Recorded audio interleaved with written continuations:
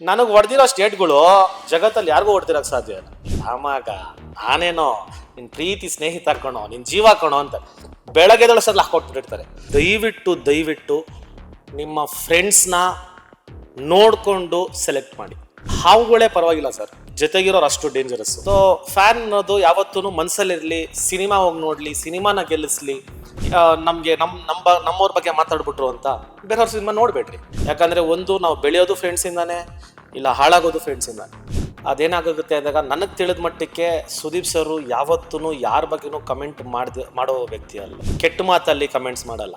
ಅವರು ಫ್ಯಾನ್ಗಳೇ ಅಲ್ಲ ನನ್ನ ಪ್ರಕಾರ. ನನ್ನೇ ಕೇಳಿದರೆ ಸರ್ ನನ್ನ ಗರ್ಲ್ ಫ್ರೆಂಡ್ ಆಗಿರೋ ಯಾಕೆ ದೂರ ಕುಡಿಸ್ಕೊಂಡ್ರೆ, ತೊಡೆ ಮೇಲೆ ಕುಡಿಸ್ಕೊಂಡಿರುವೆ ನಾನು ಯಾಕೆ ಅವಳನ್ನ ದೂರ ಕುಡಿಸ್ಲಿ? ಕೊಡೋಕೆ ಸ್ಟಾರ್ಟ್ ಮಾಡಿದಾಗ ನಮ್ಮ ಜನ ಹಿಂಗೆ ಸರ್ ಕೊಡೋದು.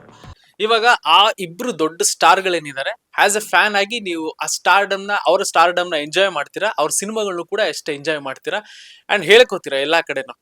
ಹಿಂಗಿದ್ದಾಗ ಹೊರಗಡೆ ಇದ್ದಾಗ ಏನಾಯ್ತು, ಮಾರ್ಕ್ ರಿಲೀಸ್ ಟೈಮಲ್ಲಿ ಒಂದು ಈವೆಂಟ್ ನಲ್ಲಿ ಮಾತಾಡ್ತಾರೆ ಸುದೀಪ್ ಸರ್. ಸೊ ಒಂದು ಮಾತಾಡಿದ್ದು ಕೆಲವರು ಕನ್ಫ್ಯೂಸ್ ಆಗಿ ತಿಳ್ಕೊಂಡು, ಇಲ್ಲ ಬೇರೆ ರೀತಿಲಿ ತಿಳ್ಕೊಂಡು ಹೆಂಗಾಗುತ್ತೆ ಅಂತಂದ್ರೆ ಫ್ಯಾನ್ಸ್ ಗಳ ವಾರ ಶುರು ಆಗ್ಬಿಡುತ್ತೆ. ಈ ಕಡೆ ದರ್ಶನ್ ಸರ್ ಫ್ಯಾನ್ಸ್ ಗಳಾಗಿರ್ಬೋದು, ಈ ಕಡೆ ಸುದೀಪ್ ಸರ್ ಫ್ಯಾನ್ಸ್ ಗಳಾಗಿರ್ಬೋದು, ನಮ್ಮ ಬಾಸಿಗೆ ಹೇಳ್ತಿದ್ದಾರೆ ಅಂತ ಒಂದಷ್ಟೆಲ್ಲ ಶುರು ಆದಾಗ ಈ ಫ್ಯಾನ್ ವಾರ್ಗಳು ಎಷ್ಟರ ಮಟ್ಟಿಗೆ ಆಗ್ತಾ ಇದೆ, ಅದರಿಂದ ಸ್ಟಾರ್ಸ್ ಗಳಿಗೆ ಯಾವ ರೀತಿಯಾಗಿ ಎಫೆಕ್ಟ್ ಆಗ್ತಾ ಇದೆ ಅಂತ. ಸರ್ ಇದು ಅತಿಯಾದ ಪ್ರೀತಿ ಕೊಡೋಕೆ ಸ್ಟಾರ್ಟ್ ಮಾಡಿದಾಗ ನಮ್ಮ ಜನ ಹಿಂಗೆ ಸರ್ ಕೊಡೋದು. ಅದೇನಾಗುತ್ತೆ ಅಂದಾಗ ಆ ಥರ ಒಂದು ಪ್ರೀತಿ ಸಿಗೋದು ತುಂಬ ಕಷ್ಟ, ತುಂಬ ರೇರ್. ಇಬ್ರು ಘಟಾನುಘಟಿಗಳು. ಅದೇನಾಗುತ್ತೆ ಅಂದಾಗ ನನಗೆ ತಿಳಿದ ಮಟ್ಟಕ್ಕೆ ಸುದೀಪ್ ಸರು ಯಾವತ್ತೂ ಯಾರ ಬಗ್ಗೆನೂ ಕಮೆಂಟ್ ಮಾಡೋ ವ್ಯಕ್ತಿ ಅಲ್ಲ. ಏನೇ ಮಾತಾಡಿದ್ರು ಅದಕ್ಕೆ 100 ಬಾರಿ ಯೋಚನೆ ಮಾಡಿ ಮಾತಾಡುವಂಥ ವ್ಯಕ್ತಿತ್ವ. ಅದು ನಾನು ತಿಳ್ಕೊಂಡಿದ್ದ ಪ್ರಕಾರ ಅದು ಇದು ಪೈರಸಿ ವಿಷಯಕ್ಕೆ ಮಾತಾಡಿರೋದು. ಅದೆಲ್ಲ ಸ್ವಲ್ಪ ಮಿಸ್ಕಮ್ಯುನಿಕೇಶನ್ ಆಗಿ ಅದು ಮಾತುಗಳು ಬಂತು. ಹಂಗಿದ್ದಾಗ ಫ್ಯಾನ್ಸು ಪ್ರೀತಿ ಕೊಡ್ತಾರೆ, ಮಾತಾಡ್ತಾರೆ, ರೈಟ್. ಬಟ್ ಆದರೆ ಕೆಟ್ಟ ರೀತಿ ಯಾರು ಮಾತಾಡೋದು ಬೇಡ. ಒಬ್ಬ ಟ್ರೂ ಫ್ಯಾನ್ ಆಗಿದ್ದವನು ಯಾವತ್ತೂ ಬೇರೆ ಹೀರೋಗೆ ಅವ್ರ ಫ್ಯಾಮಿಲಿ ಬಗ್ಗೆ ಮಾತಾಡೋದಾಗ್ಲಿ, ಇಲ್ಲ ಅವ್ರ ಪರ್ಸನಲ್ ಲೈಫ್ ಬಗ್ಗೆ ಮಾತಾಡೋದಾಗ್ಲಿ, ಇಲ್ಲ ನಿನ್ಸೋದಾಗ್ಲಿ ಮಾಡಲ್ಲ. ಕೆಟ್ಟ ಮಾತಲ್ಲಿ ಕಮೆಂಟ್ಸ್ ಮಾಡಲ್ಲ. ಅವರು ಫ್ಯಾನ್ಗಳೇ ಅಲ್ಲ ನನ್ನ ಪ್ರಕಾರ. ಸೊ ಫ್ಯಾನ್ ಅನ್ನೋದು ಯಾವತ್ತೂ ಮನಸ್ಸಲ್ಲಿರಲಿ, ಸಿನಿಮಾ ಹೋಗಿ ನೋಡಲಿ, ಸಿನಿಮಾನ ಗೆಲ್ಲಿಸ್ಲಿ. ಇಲ್ಲ ನಿಮ್ಗೆ ಅತಿ ಅಭಿಮಾನ ಇದೆಯಾ, ನೀವು ನಮ್ಗೆ ನಮ್ಮವ್ರ ಬಗ್ಗೆ ಮಾತಾಡ್ಬಿಟ್ರು ಅಂತ ಬೇರೆಯವ್ರ ಸಿನಿಮಾ ನೋಡ್ಬೇಡ್ರಿ. ಅದು ಟ್ರೂ ಫ್ಯಾನ್ ಅಂತ ಹೇಳೋದು. ನೀವು ಕೂತ್ಕೊಂಡೆಲ್ಲೋ ಕಮೆಂಟ್ ಮಾಡ್ಕೊಂಡು ಕೆಟ್ಟದಾಗ ಮಾತಾಡ್ಕೊಂಡು ಅದನ್ನ ಮಾಡೋದಲ್ಲ. ಸಿನಿಮಾನ ಗೆಲ್ಸ್ರಿ, ಸಿನಿಮಾ ಮೂಲಕ ನಿಮ್ ಪವರ್ನ ತೋರಿಸ್ರಿ ಅಂತ ಕೇಳ್ಕೊಬೇಕು ಸರ್. ಈಗ ಫ್ರೆಂಡ್ಶಿಪ್ ಅನ್ನೋದು ಎಷ್ಟು ಮಟ್ಟಿಗೆ ಇರುತ್ತೆ ಅಂತಂದ್ರೆ, ಕೆಲವರು ಮಾತುಗಳಿಂದ ಬೇರೆ ಆಗೋದು ಇರುತ್ತೆ, ಸೊ ಕೆಲವೊಂದು ಮಾತುಗಳಿಂದ ಒಂದು ಬಾಂಧವ್ಯ ಗಟ್ಟಿ ಆಗೋದು ಕೂಡ ಇರುತ್ತೆ. ಸೊ ಆ ರೀತಿಯಾಗಿದ್ದಂತ ಫ್ರೆಂಡ್ಸ್ಗಳು ಸೊ ಇವಾಗ ಸ್ವಲ್ಪ ಬೇರೆ ಬೇರೆ ಆಗಿರ್ಬೋದು, ಮುಂದೆ ಗೊತ್ತಿಲ್ಲ. ಈ ಫ್ರೆಂಡ್ಶಿಪ್ ಅಂತ ಅಂದ್ರೆ ನಿಮಗೆ ಫಸ್ಟ್ ನೆನಪಾಗದೇನು? ಫ್ರೆಂಡ್ಶಿಪ್ ಬಗ್ಗೆ ಏನ್ ಹೇಳ್ತೀರಾ? ಅಬ್ಬಾ ಸರ್, ನಾನು ಹೇಳಕ್ ತುಂಬಾ ಇಷ್ಟಪಡೋದೇನು ಅಂದ್ರೆ ಎಲ್ಲಾರ್ಗು ದಯವಿಟ್ಟು ನಿಮ್ಮ ಫ್ರೆಂಡ್ಸ್ನ ನೋಡ್ಕೊಂಡು ಸೆಲೆಕ್ಟ್ ಮಾಡಿ. ನೀವು ಯಾರ ಜೊತೆ ಇರ್ತೀರಾ ಅನ್ನೋದೇ ತುಂಬಾ ಮುಖ್ಯ ಆಗುತ್ತೆ. ಯಾಕೆಂದ್ರೆ ಸರ್, ಹಾವುಗಳೇ ಪರವಾಗಿಲ್ಲ ಸರ್, ಜೊತೆಗಿರೋರು ಅಷ್ಟು ಡೇಂಜರಸ್. ನಾವು ಯಾವಾಗ ಯಾರನ್ನ ಹೆಂಗೆ ನಂಬೋದು ಅನ್ನೋದೇ ಗೊತ್ತಾಗಲ್ಲ. ಸೊ ಜೊತೆಗಿರೋರ್ನ ದಯವಿಟ್ಟು ಕರೆಕ್ಟಾಗಿ ಇಟ್ಕೊಳ್ಳಿ, ಕರೆಕ್ಟಾಗಿ ಚೂಸ್ ಮಾಡಿ. ಯಾಕೆಂದ್ರೆ ಫ್ರೆಂಡ್ಶಿಪ್ ಮಾಡೋದ್ರಲ್ಲಿ ನೀವು ಎಡವ್ದ್ರಿ ಅಂದ್ರೆ ಜೀವನದಲ್ಲಿ ಎಡವ್ದಂಗೆ. ಯಾಕಂದ್ರೆ ಒಂದು ನಾವು ಬೆಳೆಯೋದು ಫ್ರೆಂಡ್ಸಿಂದಾನೆ, ಇಲ್ಲ ಹಾಳಾಗೋದು ಫ್ರೆಂಡ್ಸಿಂದಾನೆ. ಸೊ ಹಂಗಿದ್ದಾಗ ಸೆಲೆಕ್ಷನ್ ಇಸ್ ವೆರಿ ಇಂಪಾರ್ಟೆಂಟ್. ಈಗ ನನಗೆ ಗೊತ್ತಿರೋ ಪ್ರಕಾರ ನಾನು ಎದೆ ಮುಟ್ಕೊಂಡು ಹೇಳ್ತೀನಿ, ನಾನಂತೂ ನನ್ನ ಫ್ರೆಂಡ್ಸ್ಗೆ ಯಾವತ್ತೂ ನಾನು ಮೋಸ ಮಾಡಿದವನಲ್ಲ, ಇಲ್ಲ ಹಿಂದೆ ಮಾತಾಡ್ದವನಲ್ಲ, ಕೆಟ್ಟದಾಗಿ ಹೇಳ್ದವನಲ್ಲ. ನಾನು ಪ್ರತಿಯೊಬ್ಬರನ್ನು ತುಂಬಾ ಪ್ರೀತಿಯಿಂದಾನೆ ಸ್ವಾಗತಿಸಿರೋನು. ಬಟ್ ಫ್ರೆಂಡ್ಶಿಪ್ ಅನ್ನೋ ಪದನ ಇಟ್ಕೊಂಡು ತುಂಬಾ ಜನ ಯೂಸ್ ಮಾಡ್ಕೊಳೋದ್ರಲ್ಲಾಗ್ಲಿ, ಇಲ್ಲ ಅದರಿಂದ ಒಂದು ಅಡ್ವಾಂಟೇಜ್ ತಗೊಳೋದ್ರಲ್ಲಿ ತುಂಬಾ ಜನ ಮಾಡ್ತಾರೆ. ಅದು ನಾನು ನೋಡಿದೀನಿ ಸರ್. ಬಿಗ್ ಬಾಸ್ ಆದ್ಮೇಲೆ ನಾನು ಎಷ್ಟು ಪಾಠ ಕಲ್ತೀನಿ ಅಂದ್ರೆ, ನಾನು ಈ ನಡುವೆ ಯಾರ ಜೊತೆನೂ ಸೇರಲ್ಲ. ನಾನು ಆರಾಮಾಗಿ ಆಫೀಸಲ್ಲಿ ಇರ್ತೀನಿ, ಇಲ್ಲ ನನಗೆ ಒಂದು 4-5 ಜನ ಫ್ರೆಂಡ್ಸ್ ಇದ್ದಾರೆ, ಅವ್ರನ್ನ ಕರೆಸ್ತೀನಿ, ಮನೆಗೆ ಕೂಡಿಸ್ಕೊಂತೀನಿ, ಇಲ್ಲೇ ಪಾರ್ಟಿ ಮಾಡ್ತೀನಿ, ಇಲ್ಲೇ ಹೋಗ್ಬಿಡ್ತೀನಿ ಹೊರತು ನಾನು ಆಚೆ ಹೋಗೋದೇ ಬಿಟ್ಬಿಡ್ತೀನಿ. ಯಾಕಂದ್ರೆ ಅಷ್ಟು ನಾವು ನೋಡಿದೀವಿ ಸರ್.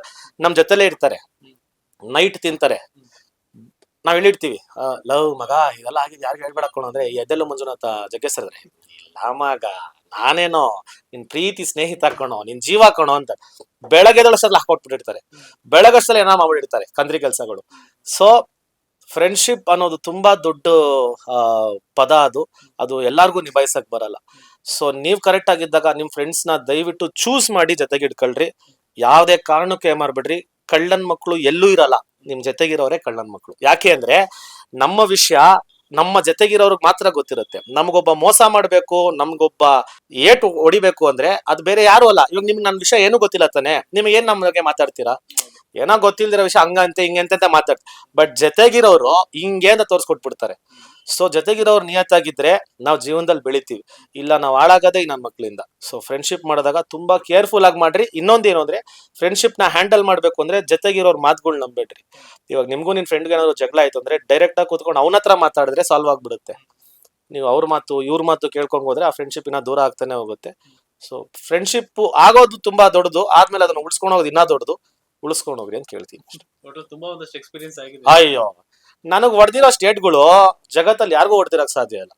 ಅಯ್ಯೋಯಪ್ಪ, ನಾನು ಹೇಳ್ತಾ ಇಲ್ವಾ ಸರ್, ಒಬ್ಬ ರಾಂಗ್ ಫ್ರೆಂಡ್ ನ ಮನೆಯೊಳಗ್ ಬಿಟ್ಕೊಂಡ್ರೆ ಮನೆಗಳೇ ಹಾಳಾಗ್ಬಿಡುತ್ತೆ, ಮನೆ ಸಂಸಾರಗಳೇ ಹಾಳಾಗ್ಬಿಡುತ್ತೆ. ಆತರ ಎಲ್ಲ ನಾವು ನೋಡ್ಬಿಟ್ಟು ಜೀವನದಲ್ಲಿ ಹೆಂಗೆ ಅಂದ್ರೆ ತುಂಬಾ ಕ್ಲೋಸ್ ಆಗಿರ್ತಾರೆ, ಬೆಳವಣಿಗೆ ನೋಡಿ ತಳ್ಕೊಳಕ್ ಆಗ್ದೇನೋ, ಇಲ್ಲ ಮತ್ತೊಂದು ಮಗ್ದೊಂದು ಎಲ್ಲೋ ಒಂದ್ ಮಾತುಗಳು ಹೇಳ್ಬಿಡೋದು, ಏನೋ ಒಂದ್ ಮಾತುಗಳು ಮಾತಾಡ್ಬಿಡೋದು, ಅದು ತುಂಬಾ ಹರ್ಟ್ ಆಗುತ್ತೆ. ನಾವೇನೋ ನಂಬಿ ಹೇಳ್ಕೊಂಡಿರ್ತೀವಿ, ಮಾತಾಡಿರ್ತೀವಿ ಅಂದಾಗ ಆ ಫ್ರೆಂಡ್ಶಿಪ್ ನ ನಿಭಾಯಿಸ್ಕೊಂಡು ಹೋಗೋದು ತುಂಬಾ ದೊಡ್ಡ ಇಂಪಾರ್ಟೆಂಟ್ ಆಗತ್ತೆ. ಅದರಲ್ಲಿ ನನಗೆ ಸ್ವಲ್ಪ ಜನ ಮಾಡಿದ್ರಲ್ಲಿ ಎಲ್ಲಾರನ್ನೂ ನಾನು ದೂರ ಇಟ್ಬಿಟ್ಟು ದೇವ್ರ ದಯೆಯಿಂದ ನೆಮ್ಮದಿಯಾಗಿದ್ದೀನಿ ಸರ್. Okay. ಇವಾಗ ಹೆಂಗಾಗುತ್ತೆ ಅಂತಂದ್ರೆ ಒಬ್ಬ ನಾರ್ಮಲ್ ಆಗಿದ್ದಾಗ ಒಂದಷ್ಟು ಕಾಮನ್ ಮ್ಯಾನ್ ತರ ಇದ್ದಾಗ ಒಂದಷ್ಟು ಹೊರಗಡೆ ಓಡಾಡ್ತೀವಿ, ಸುತ್ತಾಡ್ತೀವಿ, ಪಾರ್ಟಿ ಮಾಡ್ತೀವಿ, ಎಲ್ಲೋ ಕೂಡ ಆಗುತ್ತೆ. ಒಂದ್ ರೆಕಗ್ನೈಸೇಷನ್ ಅಂತ ಸಿಕ್ಕಾಗ ಹೆಂಗಾಗುತ್ತೆ ಅಂತಂದ್ರೆ ಆ ಫ್ರೀಡಮ್ ಎಲ್ಲೋ ಕಳ್ಕೊಂಡ್ಬಿಡ್ತೀವಿ ಅಂತ ಅನ್ಸುತ್ತೆ. ಎಲ್ಲೋ ನಾವು ಅವಾಗ ಹೆಂಗಿದ್ವೋ ಅದೇ ತರ ಇದ್ದು ಇರಕ್ ಪ್ರಯತ್ನ ಮಾಡಿರ್ತೀವಿ, ಅದೇ ತರ ಒಂದಷ್ಟು ಪಾರ್ಟಿ ಮಾಡಿರ್ತೀವಿ. ಫಾರ್ ಎಕ್ಸಾಂಪಲ್ ನಮ್ ಫ್ರೆಂಡ್ಸ್ಗಳೇ ಯಾರೋ ಹುಡುಗಿ ಫ್ರೆಂಡ್ಸ್ಗಳು ಕೂಡ ಇರ್ತಾರೆ. ಬಂದ್ಬಿಟ್ಟು ಏನಾದ್ರು ಪಾರ್ಟಿ ಮಾಡ್ಬೇಕಾದ್ರೆ ಯಾರೋ ಗೊತ್ತಿಲ್ದಿರೋ ರ್ಯಾಂಡಮ್ ಯಾರೋ ಎಲ್ಲಿಂದಾನೋ ಒಂದ್ ವಿಡಿಯೋ ಮಾಡ್ಬಿಟ್ಟು ಇವ್ರು ಯಾರು ನೋಡಿದ್ರ, ಜೊತೆಲಿರೋ ಹುಡುಗಿ ಯಾರು, ಅವ್ರ ಗರ್ಲ್ ಫ್ರೆಂಡ್ ಅಂತ ಒಂದಷ್ಟು ಹಾಕ್ಬಿಟ್ಟು ಇದ್ ಮಾಡಿದಾಗ ಡೈಜೆಸ್ಟ್ ಮಾಡ್ಕೊಳಕ್ ಆಗಲ್ಲ. ಯಾಕಂದ್ರೆ ನಮಗೂ ಒಂದ್ ಫ್ಯಾಮಿಲಿ ಇರುತ್ತೆ, ಆ ಹೆಣ್ಮಗೂ ಒಂದ್ ಫ್ಯಾಮಿಲಿ ಇರುತ್ತೆ. ಹಂಗಿದ್ದಾಗ ಈ ಸೆಲೆಬ್ರಿಟಿ ಲೈಫ್ ಅನ್ನೋದು ಒಂದು ಎಂಜಾಯ್ಮೆಂಟ್ ಕೂಡ ಹೌದು, ಶಾಪ ಅನ್ಸುತ್ತಾ ವರ ಅನ್ಸುತ್ತಾ? ಸೊ ಇದನ್ನೆಲ್ಲ ನೋಡಿದ್ಮೇಲೆ ನಿಮ್ ರಿಯಾಕ್ಷನ್? ಸರ್ ನೋಡಿ, ನಾವ್ ಇಷ್ಟೆಲ್ಲ ಕಷ್ಟಪಟ್ಟಿದ್ದು ಜನರ ಪ್ರೀತಿಗೋಸ್ಕರನೇ, ರೆಕಗ್ನೈಸ್ ಆಗ್ಬೇಕು ಅಂತಾನೆ. ಆಮೇಲೆ ನಮ್ ಜನರು ಅಷ್ಟು ಪ್ರೀತಿ ಕೊಡ್ತಿದ್ದಾಗ ನಾವು ಯಾವತ್ತೂ ಅದಕ್ಕೆ ಸದಾ ಚಿರಋಣಿ. ಬಟ್ ನಮಗೂ ಎಲ್ಲೋ ಒಂದು ಚಿಕ್ಕ ಪರ್ಸನಲ್ ಸ್ಪೇಸ್ ಅನ್ನೋದಿರುತ್ತೆ, ನಮಗೂ ನಮ್ಮ ಸರ್ಕಲ್ ಅನ್ನೋದಿರುತ್ತೆ, ಸೊಸೈಟಿ ಅನ್ನೋದಿರುತ್ತೆ. ಅದು ಮೊನ್ನೆನೂ ನನಗೆ ತೀರಾ ಬೇಜಾರಾಯ್ತು. ಒಂದು ಚಾನಲ್ ಹಾಕಿದ್ರು ಈ ತರ, ನಂದು ಎಲ್ಲೋ ಒಂದು ನನ್ನ ಫ್ರೆಂಡ್ ಬರ್ಡೇ ಪಾರ್ಟಿಗೆ ಹೋಗಿದ್ದೆ. ಅವಾಗ ರಜತ್ ಪಕ್ಕ ಇರೋ ಹುಡುಗಿ ಅವ್ರ ಗರ್ಲ್ ಫ್ರೆಂಡ್ ಅದ ಇದ. ಸರ್ ನನಗೆ ತುಂಬಾ ಜನ ಫ್ರೆಂಡ್ಸ್ ಇದಾರೆ, ಹುಡುಗಿರು ತುಂಬಾ ಜನ ಇದಾರೆ, ಹುಡುಗರು ಫ್ರೆಂಡ್. ನನ್ನೇ ಕೇಳಿದ್ರೆ ಸರ್ ನನ್ ಗರ್ಲ್ ಫ್ರೆಂಡ್ ಆಗಿರೋ ಯಾಕೆ ದೂರ ಕುಡಿಸ್ಕೊಂಡ್ರೆ, ತೊಡೆ ಮೇಲೆ ಕುಡಿಸ್ಕೊಂಡಿರುವೆ ನಾನು ಯಾಕೆ ಅವಳನ್ನ ದೂರ ಕುಡಿಸ್ಲಿ ಅಲ್ವಾ? ಹಂಗಿದ್ದಾಗ ಯಾರೋ ಫ್ರೆಂಡ್ಸ್ ಇರ್ತಾರೆ ಪಾಪ, ಅವ್ರಿಗೂ ಒಂದು ಫ್ಯಾಮಿಲಿ ಅನ್ನೋದಿರುತ್ತೆ, ಅವ್ರ ಮನೇಲೂ ಎಲ್ಲ ನೋಡ್ತಾ ಇರ್ತಾರೆ. ಆಮೇಲೆ ನಾವು ಒಂದು ಫ್ರೀಡಮ್ ಆಗಿ ಕೂತಿರ್ತೀವಿ. ಅದ್ ಯಾವ ಪುಣ್ಯಾತ್ಮ ವಿಡಿಯೋ ತೆಗೆದು ಹಾಕೋದ್ನೋ ನನಗೆ ಗೊತ್ತಿಲ್ಲ.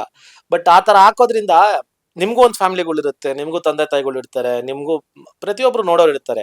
ಫಸ್ಟ್ ನಿಮ್ಮ ಜಾಗದಲ್ಲಿ ನಮ್ ಜಾಗದಲ್ಲಿ ನೀವು ನಿಂತ್ಕೊಂಡು ಆತರ ವಿಡಿಯೋ ಮಾಡೋದು ಎಷ್ಟು ಸರಿ ಅಂತ ಅದನ್ನ ತಿಳ್ಕೊಂಡು ನೀವು ಮಾಡಿದ್ರೆ ಒಳ್ಳೇದಾಗುತ್ತೆ. ಬಟ್ ಸರ್ 5 ನಿಮಿಷಕ್ಕೆ ಹಾಕ್ಬಿಟ್ರು, ಅದ್ ಹೆಂಗಿಂದ ಹಾಕಿದ್ರು, ಯಾರು ಹಾಕಿದ್ರೋ ಗೊತ್ತಿಲ್ಲ. ಬಟ್ ಒಳ್ಳೇದಾಗ್ಲಿ ಸರ್ ಅವ್ರಿಗೆಲ್ಲ. ಇವಾಗ ಈ ಒಂದು ರೆಕಗ್ನೈಸೇಷನ್ ಬಂದ್ಮೇಲೆ ಪಾರ್ಟಿ ಮಾಡೋ ಸ್ವಲ್ಪ ನಾನು ಹೇಳಿಲ್ಲ, ನಾನು ಆಚೆನೆ ಹೋಗಲ್ಲ ಅಂತೀನಲ್ಲ ಸರ್. ನಡುವೆ ಆಚೆನೆ ಹೋಗಲ್ಲ, ಆಫೀಸಲ್ಲಿ ಕೂತ್ಕೊಂತೀನಿ, ಎಣ್ಣೆ ಹೊಡೆದ್ರು ಇಲ್ಲೇ ಹೊಡಿತೀನಿ, ಸಿಗರೇಟ್ ಹೊಡೆದ್ರು ಇಲ್ಲೇ ಹೊಡಿತೀನಿ, ನಾನು ಆಚೆನೆ ಹೋಗಲ್ಲ ಇನ್ಮೇಲೆ. ನಾನು ಡಿಸೈಡ್ ಆಗ್ಬಿಟ್ಟಿದ್ದೀನಿ. ಯಾಕಂದ್ರೆ ಪಾಪ ನಮ್ಗೆ ಏನಾದ್ರೂ ತೊಂದರೆ ಆಗ್ಲಿ, ನಾನು ಫೇಸ್ ಮಾಡಕ್ ರೆಡಿ ಇದೀನಿ, ನನಗೆ ಏನಾದ್ರೂ ತೊಂದರೆ ಮಾಡ್ಲಿ.